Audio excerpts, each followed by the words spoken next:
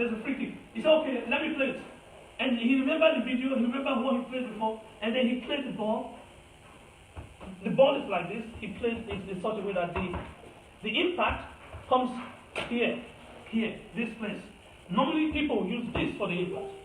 He used this for the impact. He curved it. So because he was able to push it this way, the ball curved and fooled the goalkeeper and entered the net. I was very happy. So this thing works. He came back again and tried it. That's why he has a signature. He's the only person in the Premiership that can play penalty kicks and play free kicks and goes against the wall. You know in football when you're playing the wall, he flies over the wall and it goes this way. And no goalkeeper has seen that being played before. So because of that, they now signed him in for the junior team.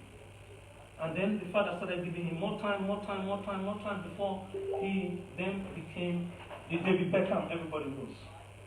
So he was not born a footballer. That's what I'm trying to say. Yeah. There are very few things that we are born with or born of. Yeah.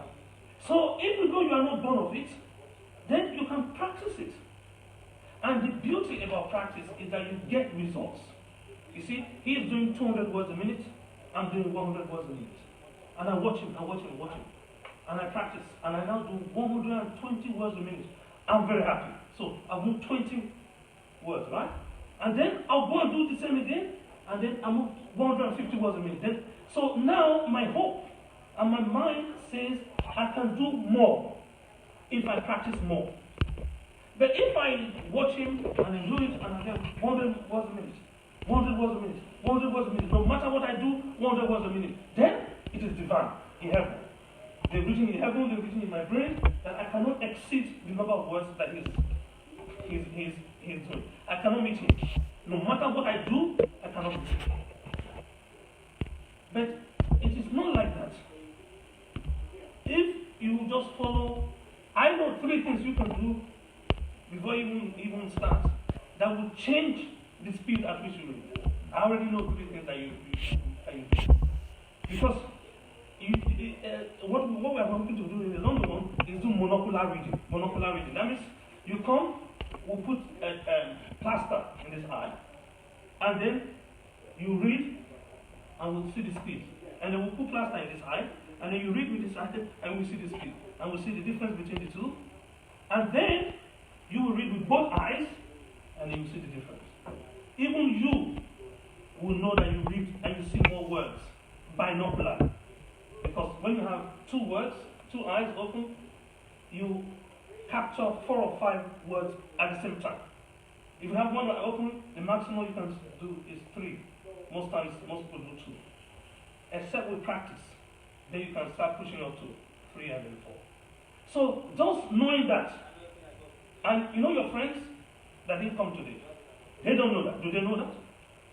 Do they know this? No. So your speed is going to be more than that of your friends. And your speed is going to be more than that of your own speed yesterday. That's why it's interesting, because this man is a crazy man. Everybody is going to have this to take home. This man is a crazy man, right? The reason I say this man is a crazy man, he's been teaching at Harvard University in 1954. He's a very old man. He talked to the professor that taught Barack Obama. He talks about the sensitive time in development. Say like vanilla. Vanilla ice cream is very expensive because only one time of the year you can pollinate vanilla. If you cannot pollinate at that time of the year, there will be no seeds and therefore there is no fruit. So it's time sensitive. He said most children also have this highly impressionable time in their life. That if you are able to expose them to music at that time of their life, they will be very good at music. But if you skip it, they will struggle. And then if you skip it, they will lose it forever.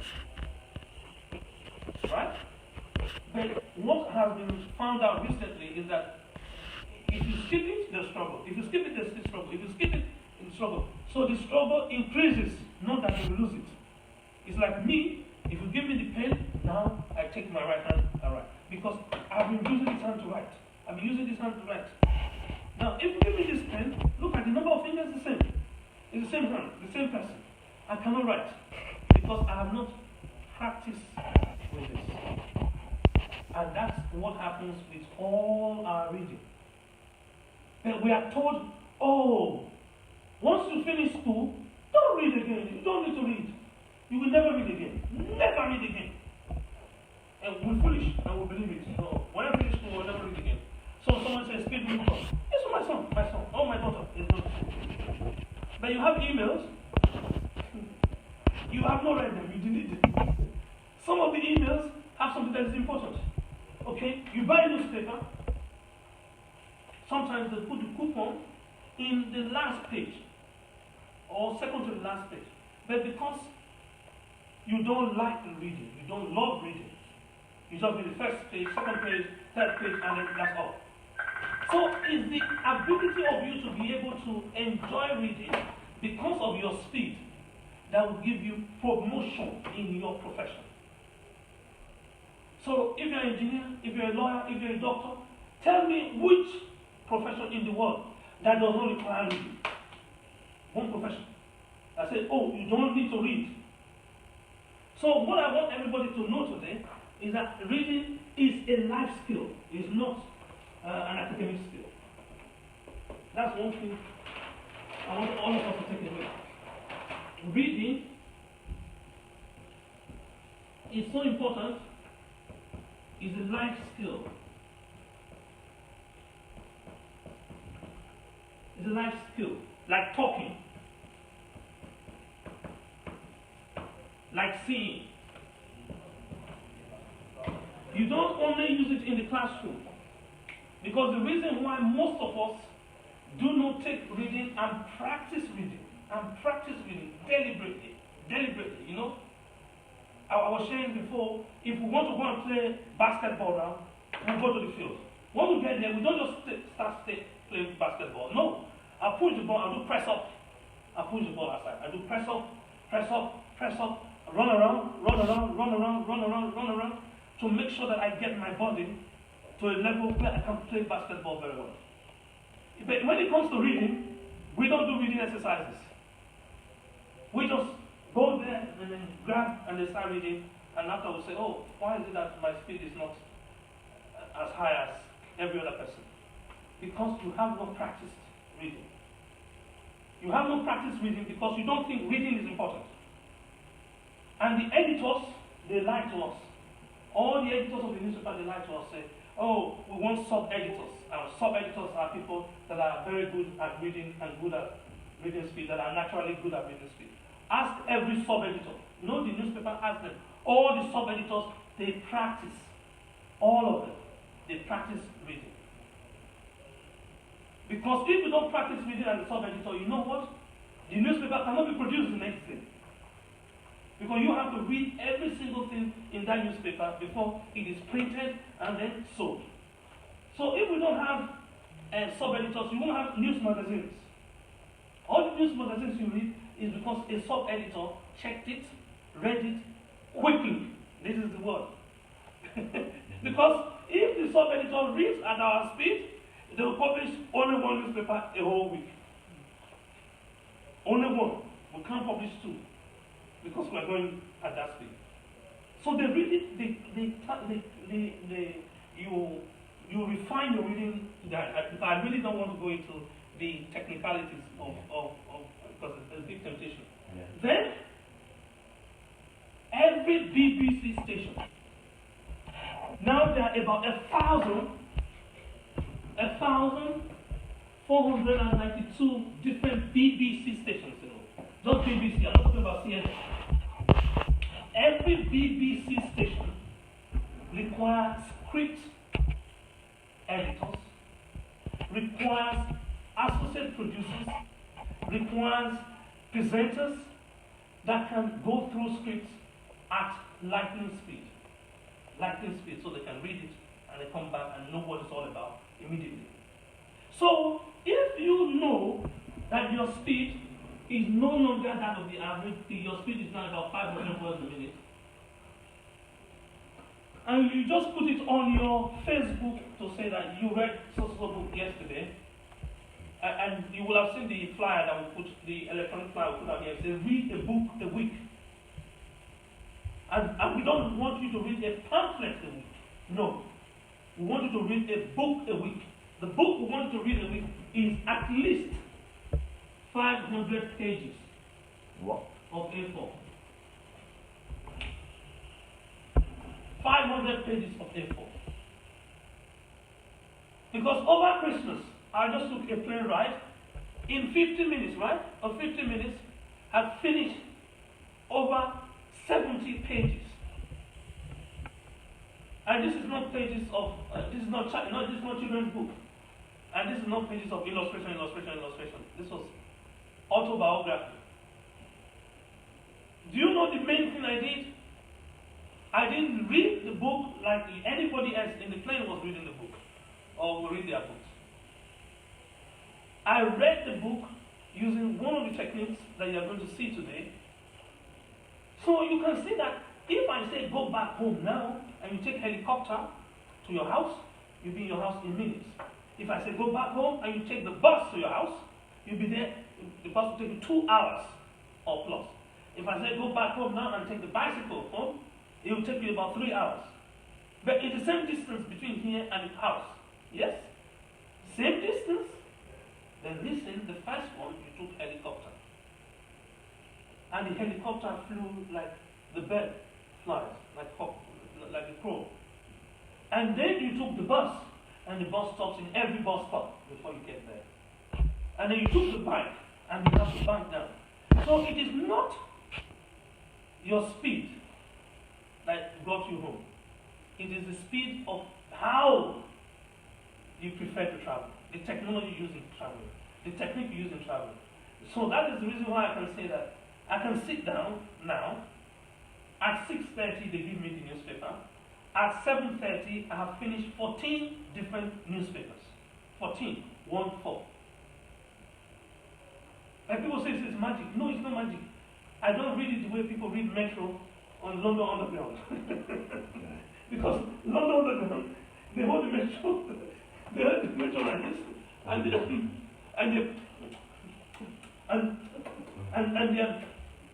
they are saying small to themselves what they are reading. Because that is madness. And some people say, oh, if you read very fast, you will not understand. Okay. If I put you this video, and this video has a transcription, you will find out that if you follow the transcription, do you know what happens? It slows you down. You miss significant portion. But if you listen to them, you gain everything. So the speed of the newscaster is not too fast for you. The newscaster reads at 4 times the average speed at which we read. 4 times. This is scientifically proven. So if you follow the news, you understand the news. That is 4 times faster than the way you read. Why are you saying that if you increase your speed to be 2 times faster, you will not be able to comprehend? So your ability to understand is not dependent on the speed alone. Your ability to understand is a function of how much interest you have in the story, and then you follow it. When you get home, you're going to, again, I think, I don't know whether it's part of the exercise, I'll still want you to do it. When you get home, if you don't have a big TV, use YouTube, because YouTube you can switch on the script and see what happens to the script in one segment, 5-minute segment, and then switch off the script and see how much you remember and how much you understand in the first 5 minutes compared to the second 5 minutes. So these exercises are things that will build up your reading speed to the extent that you would not believe that it's the same you that is now reading at the speed that they said was impossible, because they tell you, so your speed is impossible. No, if you move too fast, you're in trouble. When they were talking about Brexit and they sent out, Theresa May was going to do her withdrawal bill, and she produced a document, and the document was about 500 pages long. and she sent it out in the morning. And the MPs were supposed to, all the MPs were supposed to read it, debate it, and come back and start commenting on it. Do you know what happened to most people, most MPs? They'll just be on the 10th page. And then forget about the appendix. That's another thing that happens in politics or reports. You read the report, you just read the executive summary, and then you forget about the appendix. The appendix informed the executive summary. So if you rely on the person's summary, you only get one narrow view. And so you cannot debate or discuss or come out with a comprehensive view of the document you've been given. That's number one. Number two, you are afraid of reading the entire document because the speed is just like me now saying, oh, Chris, do you mind? I want you to go to Glasgow for me. Say, oh, Glasgow is too far. It's too far. Because if I'm going to drive to Glasgow, it's going to take me about 4 hours. It's too far. I'm tired. Now, if I say, oh, we're going by helicopter, you just hop into the helicopter and there you go. So, you have now hated reading, just like I hate traveling because I'm going to drive a big lorry. And if you are driving lorry, oh, it's the most difficult thing because you have to turn and you cannot turn the way you want to turn, and your speed limit is different from a sports car. But if you're driving a sports car like Louis Hamilton and you have a raised free cape, you have a free road like this, and you can there's no driving limit, you know what happens? You like driving. So the environment in which we read has constrained us to think that, oh, reading is a chore that must be avoided at every single turn. Reading is a chore. Oh, no. Must I read? Some people say. No, reading is a chore. Okay. If you don't read, I'm sorry, you are less informed than your friend that is reading. If you don't read, I know you earn a third of what your friends can read. A third on the average. That's between an assistant and a qualified professional. The vocabulary that you have is what qualifies you. And then your professional progression stunted. I'll give you case studies later. That means you don't want to do any other thing higher than your current job because your next job might require an exam. Or your next job might require an assessment. And that means you have to read a body of knowledge. And then you just switch off. I'd rather not read. And be happy with the job. Because some people say, oh, you don't understand me. I'm someone I'm very practical. I just do things by myself. I just don't know. You switched off reading because of the experience you had in reading. And the schools do not give us anything to encourage us to read. So that's the fundamental thing. That's what we must understand. Why must you read? And is reading something that is going to be limited to exam? Or reading is going to be limited to some form of classroom academic work? Because that's what they told us. Because you know they used to give us recommended textbook. Recommended textbook, when you want to start a new course, they give you one big textbook, and the textbook is about this size. Big textbook. And when you see the book, oh, your mind will just fail. I mean, I have to read all of this. Oh, I should have bought one book. There's a book, Microsoft Word, hardcover, produced by Microsoft Press. It's this size, the size of the telephone directory. It's called Microsoft Word for Beginners. Now, when you just look at that book, you say, hey, I don't want to be producing again in my life. Because they put screen dump, they describe the screen dump you're seeing. You're seeing the screen dump, they say there's a bar, the bar is this, they describe it, and then they put another one. I just, oh, is this what you need to read to be able to use, just type a letter? No, don't worry, I'll get my son to type a letter. No, I can't read that. Because my heart had just left. So, how can I be reading? By the time I read half of this, I've forgotten the first thing I read. And I'm not interested in it. Because the school system and the teaching system believes that volume makes competence. All of us here know that. When you have written an exam, you find out that everything they wrote in that book that was 800 pages, you have already compressed into about 16 pages. Everything. I'm not saying some of it, everything. So because it's so voluminous, no, I'm not interested, no. If that's it, I don't want to read, I don't want to read. Because of your bitter experience with reading, and you just believe that they sent it from hell for you to come and be punished by reading a book. And in the 60s, there were black and white books. That they didn't even have color photographs. Nothing to entertain your eyes. All you have to do is just read, and then you have headaches. So if you want to avoid headaches, you don't read. Because reading gives you headache. And that's what most people believe in. Reading is the gain you get from reading is just headaches. They don't even say you may get knowledge. Because you say what you read. And in this course, we're going to make sure that you practice never, ever to say what you read. If you say what you read, you lose so much time. But once you have just shut that down, then you understand that reading is a pleasurable act. Reading is what you want to do and what you enjoy. And you see some children that have perfected it, they read. And when you send them to bed, say, come on, go and sleep, they go under the quilt, under the duvet, and they open the book and they still be reading inside, reading the book there. You've seen children like that. Some of you have heard about children. They just love reading and they love reading and they love reading and they love reading. Why? Because they read. And therefore they read more.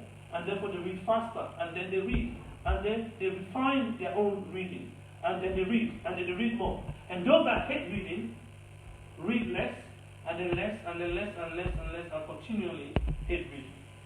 That's where our education system fails. Because we don't teach, no school teaches children now how they can read. They just tell them, this is what you read.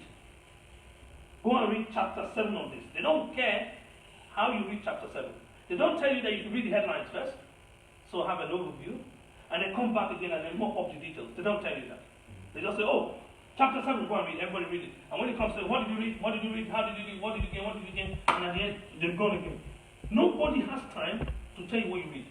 And if you're in the first year, they show you what to read. Second year, they show you what to read. The third year, they haven't taught you how to read more, but they're giving you more books to read. They give you more words to read. So the volume of vocabulary that you need to understand quadruples, and you're using the same speed. It's frustration. So anyway, if you have any questions, I would like you to note the question and then we can chat on this before we switch over to the PowerPoint slides. Or if I